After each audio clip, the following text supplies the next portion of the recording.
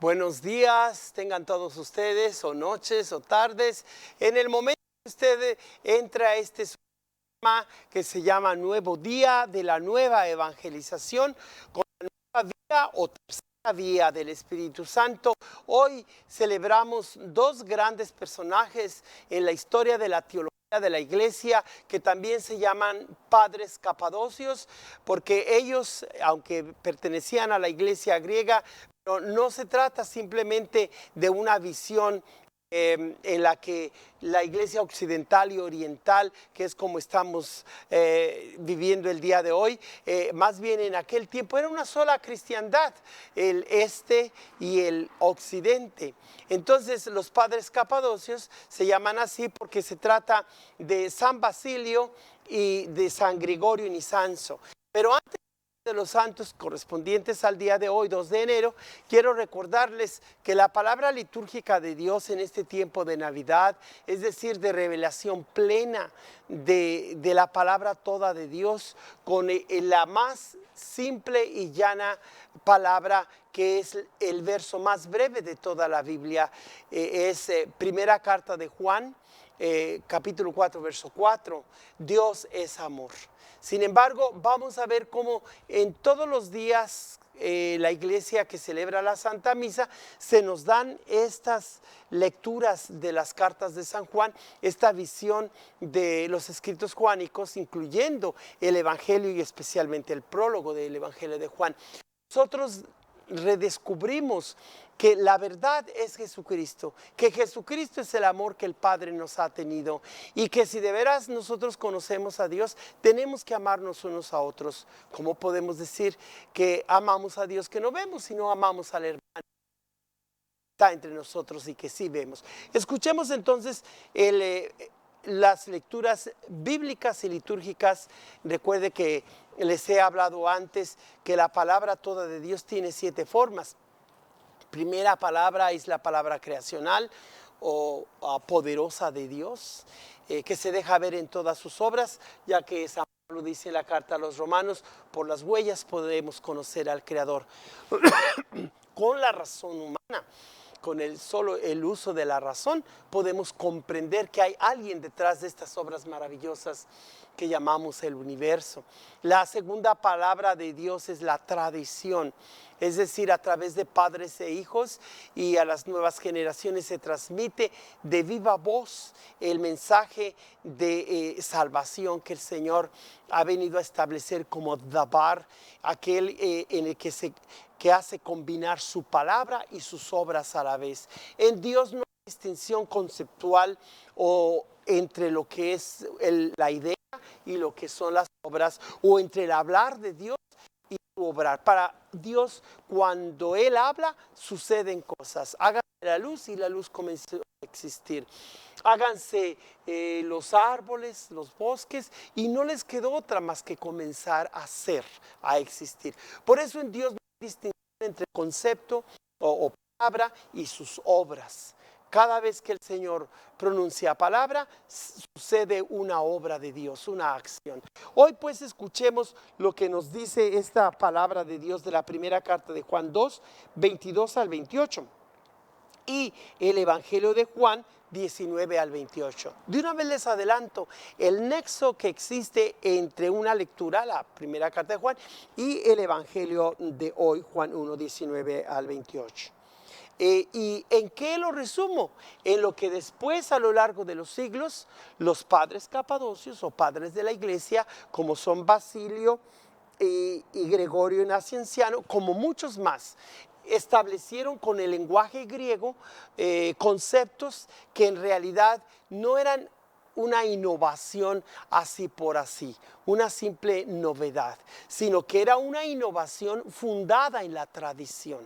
Entonces no podemos decir que porque hay conceptos en la enseñanza de la iglesia, en la doctrina dogmática y social y moral, que no están en la Biblia. Sin embargo, los términos que usaron los padres de la iglesia especialmente en los primeros concilios, fue necesario para poder usar el lenguaje humano más adecuado que expresara el misterio de Dios Padre, Hijo y Espíritu Santo revelado en las Sagradas Escrituras, como es el caso de el Espíritu Santo, que no es un tercer Dios o un Dios más pequeño inclusive que el Hijo, sino que tanto el Padre Celestial como su Hijo y el Espíritu Santo son un solo Dios, aunque con tres nombres, con tres personas que viven en una comunión perijonética, se le llama así en término teológico, pero que significa que sin perder la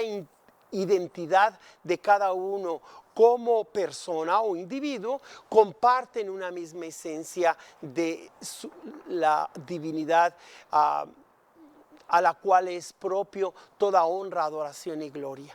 No puede uno decir que hay tres dioses, sino un solo Dios en una sola sustancia divina. Escuchemos primero que nada lo que nos dice la palabra revelada de Dios en las Sagradas Escrituras de la primera carta de Juan 2, 22 al 28. Hijitos míos, ¿quién es el mentiroso? Sino aquel que niega que Jesús es Cristo. Ese es el anticristo, porque niega al Padre y al Hijo. Nadie que niegue al Hijo posee al Padre, pero quien reconoce al Hijo, posee también al Padre. Que permanezca pues en ustedes lo que han oído desde el principio. Si permanecen en ustedes lo que han oído desde el principio, también ustedes permanecen en el Hijo y en el Padre. Aquí ya se está delineando la presencia de tres, aunque aquí solamente se habla así, que aquello que han oído permanece en ustedes. ¿Qué es lo que han oído? La palabra, el Espíritu Santo. Y la palabra vienen a ser un mismo ser, aunque a Cristo se le identifica como la palabra eterna de Dios, pero también al permanecer una vez resucitado y enviado a nosotros, se le identifica esa palabra viva y eficaz de Dios con el Espíritu Santo, que es el que guía a la iglesia. Pero aquí el escritor sagrado, el hagiógrafo, empieza a decir, si permanece en ustedes lo que han oído. Y nosotros no podemos haber oído otra cosa más que la obra del Espíritu Santo en nuestros oídos y corazones. Por lo tanto, aquí todavía no se le llama Espíritu Santo, en otra parte del Evangelio sí, de las Escrituras, pero aquí empieza claramente a delinearse como ya algo grande está pasando, algo grande ha sucedido y algo grande sucede cada vez que nos reunimos en la Santa Misa a escuchar esa palabra. No podemos reunirnos ni escuchar la palabra si no es movidos por el Espíritu Santo. Y aquí apenas se está delineando cómo obra Dios por su propio Espíritu en los oyentes o discípulos de Jesucristo, que es la palabra encarnada del Padre. Seguimos escuchando este pasaje de primera de Juan 2, 22 al 28. Por eso él dice claramente que si permanece en ustedes lo que han oído desde el principio, también ustedes permanecen en el Hijo y en el Padre, lo que les acabo de explicar. Esta es la promesa que Él mismo hizo, la vida eterna. Les he escrito esto pensando en aquellos que tratan de inducirlos al error. Aquí la razón por qué el evangelista o apóstol Juan o escritor hagiógrafo o inspirado por el Espíritu Santo da la razón de sus escritos, de su teología juánica. Me he propuesto escribir todo lo que el Señor ha revelado, porque es la verdad que rige al discípulo de Jesucristo, para evitar que se dejen guiar erróneamente, para que no se hagan seguidores de los herejes, de los anticristos, para que no caigan en el error, simple y llanamente. Entonces sigue diciendo el hagiógrafo, el autor de esta primera carta de Juan: les he escrito esto pensando en aquellos que tratan de inducirlos al error. Recuerden que la unción que de Él han recibido permanece en ustedes y no necesitan enseñanzas de nadie. Esta unción, que es verdad y no mentira, los ilustra a través de todas las cosas. Permanezcan pues en Él, como la unción les enseña. Así pues, hijos míos, muy queridos, permanezcan en Jesucristo, para que cuando Él se manifieste, tengamos plena confianza y no nos vamos a confundir por Él en el día de su venida. Palabra de Dios. Con esto, mis hermanas y hermanos, tenemos más que claro, aun cuando la iglesia corrió el riesgo de perderse en el abismo del error, o porque había líderes que querían sentirse más importantes por ser más inteligentes o sagaces que los mismos apóstoles, y que empezaron a esparcir el error del gnosticismo. Hoy día la herejía más prevaleciente en la Iglesia Católica no es el gnosticismo, porque los que somos verdaderos cristianos católicos sabemos distinguir entre aquellos que se la dan de muy religiosos, que hoy día se le llama nueva era, New Age, y que son herederos del gnosticismo antiguo, pero que ahora han tomado nuevas modalidades.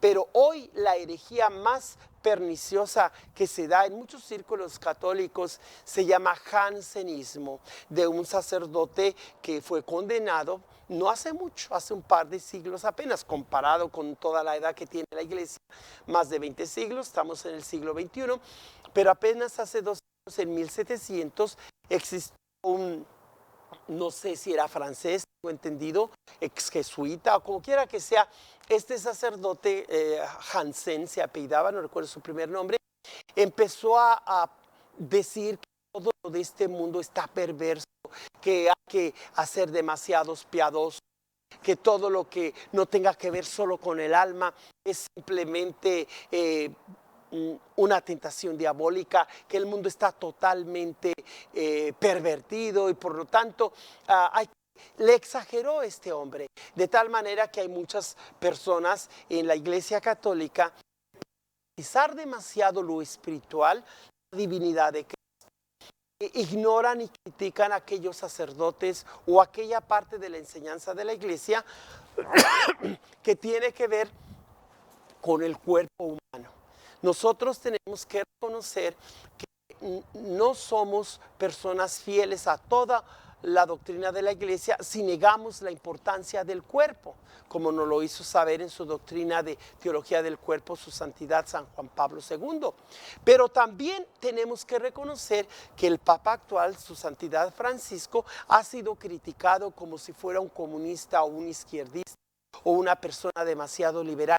Tiene muchos puntos de avanzada, tiene muchos puntos y enseñanzas que realmente algunos han tildado que ha roto con la tradición. En los Estados Unidos hay una ex embajador del Vaticano, que ni recuerdo ahora su nombre, no es tan necesario, pero junto con él hay sacerdotes, obispos y feligreses que tratan de competir, aunque no lo dicen abiertamente, con su santidad Francisco. Y están esperando, yo creo, que él deje de ser papa para promover un obispo a su gusto, que sea estilo Lefebvre o estilo los que quieren nuevamente poner la iglesia, la misa en latín, como algo como norma generalizada para la iglesia, cosa que nunca se va a dar. No quiere decir que no valore yo la misa en latín, pero hay muchas personas que han sido demasiado tradicionalistas, que se identificaron con el presidente de los conservadores, que se han hecho pasar como aquellos que son pro vida y que son realmente católicos. Esas personas son jansenistas. ¿Por qué? Porque no quieren ver que el ser humano está compuesto de 4 elementos, no nomás de alma. Las almas no andan volando por allí. Jesucristo no vino a salvar solo el alma. Ese es el énfasis del jansenismo, que enfatizan solo lo espiritual y todos los demás los ven como endiablados, como gente del mundo, como gente egoísta. No, yo creo que los conservadores han caído en esa tentación del jansenismo, así como los liberales han caído en la tentación del comunismo, diríamos también. ¿Verdad? Pues ni el comunismo, ni el jansenismo, ni aquellos que se hacen pasar, que tienen un triángulo y el ojo de Dios en medio del triángulo, que se les llama masónicos, y porque predicaron la hermandad universal, creen que el Papa, en su encíclica tercera que ha escrito sobre la hermandad universal, inspirada en Francisco de Asís, y que lo van a tildar de que si fuera un masón. Qué equivocados y errados están, hermanas y hermanos, que se dicen solo pro vida y que critican al Papa de comunista o de masónico. Qué errados, porque hoy nos dice claramente el escritor de la primera carta de Juan: ustedes deben identificar a los anticristos que salieron de sus propias filas. En nuestras propias parroquias hay gente jansenista, hay gente herética, y que se la dan de ortodoxos, de los que tienen la verdadera religión. Por eso, mis hermanas y hermanos, no hay necesidad de que nombre a este ex embajador de Estados Unidos ante la Santa Sede. Quiero recordarles pues que nosotros debemos pedirle al Señor que nos dé su palabra, como nos dice ahora el Evangelio de hoy, de parte citando, pues diciéndoles que sigue el mismo ritmo o nota de la primera carta de San Juan. Y esta escritura que tenemos hoy, pues es del Evangelio de Juan, capítulo 1, 19 al 28. Escuchemos lo que nos dice el Evangelio de hoy y quedémonos con aquello que une el mensaje de ambas lecturas. Este es el testimonio que dio Juan Bautista cuando los judíos enviaron desde Jerusalén a unos sacerdotes y levitas para preguntarles: ¿quién eres tú? Él reconoció y no negó quién era. Él afirmó: yo no soy el Mesías. De nuevo le preguntaron: ¿quién eres pues? ¿Eres Elías? Él respondió: no lo soy. ¿Eres el profeta? Respondió: no. Le dijeron: entonces dinos quién eres, para poder llevar una respuesta a los que nos enviaron. ¿Qué dices de ti mismo? Juan les contestó: yo soy la voz que grita en el desierto, enderecen el camino del Señor. Perdón, como anunció el profeta Isaías. Los enviados que pertenecían a la secta de los fariseos le preguntaron: entonces, ¿por qué bautizas? Si no eres el Mesías, ni Elías, ni el profeta. Juan les respondió: yo bautizo con agua, pero en medio de ustedes hay uno al que ustedes no conocen, alguien que viene detrás de mí, a quien yo no soy digno de desatarle las correas de sus sandalias. Esto sucedió en Betania, en la otra orilla del Jordán, donde Juan bautizaba. Quiero simplemente mencionar de pasada que la celebración de los santos de hoy, que son doctores de la iglesia, pues tenían una gran amistad entre los dos, y ya no alcancé a compartirles esta meditación que tenemos en el Divino Oficio, los sacerdotes, y que la meditamos en su propio día, que es como si dos cuerpos tuvieran una misma alma. Solamente quiero decirles el por qué tenemos esa imagen del Espíritu de amor, los 7 dones del Espíritu Santo, como San Basilio, compañero pues también de Gregorio Nisanso, hizo un tratado sobre el Espíritu Santo. Y las demás cosas que vemos aquí, Cristo está al centro, está la tradición, que es el credo, está la Sagrada Escritura, este libro que se llama El Gran Desconocido, que es el Espíritu Santo, y por supuesto el Magisterio de la Iglesia y este libro que sintetiza el papel del Espíritu Santo, Veni Creator Spiritus. Que el Señor Todopoderoso los bendiga y no se le olvide compartir con los demás este este mensaje. En nombre del Padre, del Hijo y del Espíritu Santo.